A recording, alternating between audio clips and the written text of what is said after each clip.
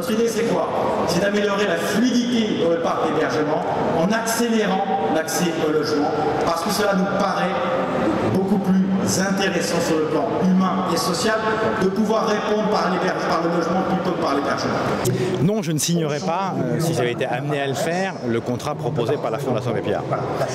Pour une raison très simple, c'est qu'il y a sur les 10 propositions principales qui sont faites, un certain nombre de propositions qui ne me conviennent pas et que je trouve de mauvaises propositions. D'autres sont très bonnes, mais toutes ne sont pas bonnes.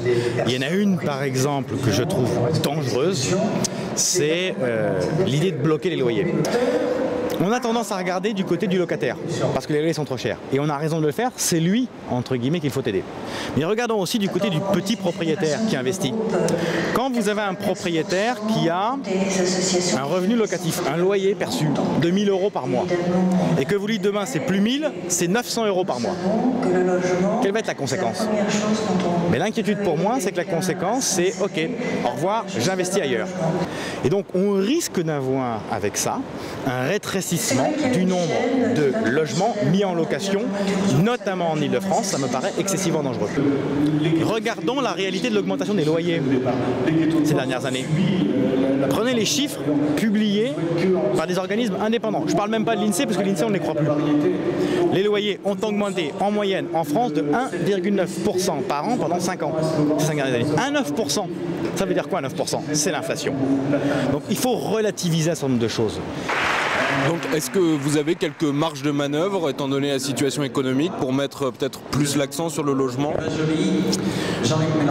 Je pense qu'il faut qu'on change totalement nos politiques publiques en matière de logement. Pourquoi?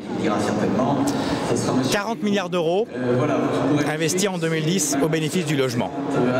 Est-ce que ces 40 milliards d'euros auront permis de changer radicalement les choses? Réponse, malheureusement, non. Je suis convaincu que nous n'avons pas qu'un problème d'argent. Je suis convaincu que le problème que nous avons, c'est un problème de foncier et de production. Essentiellement un problème d'urbanisme. Comment on met à disposition des terrains pas trop chers pour pouvoir construire des logements. C'est ça l'objectif. Demain, vous pouvez rajouter toutes les aides à la pierre que vous souhaitez pour construire des logements. Vous ferez qu'une chose, qu'une seule chose, renchérir les prix. Ça veut dire quoi concrètement? Que le propriétaire a intégré l'APL dans son loyer. Et malheureusement, toutes les politiques publiques qui sont celles depuis de nombreuses années, c'est de rajouter de l'argent public. Et il nous faudra aujourd'hui travailler différemment, moins d'argent public, plus de constructibilité.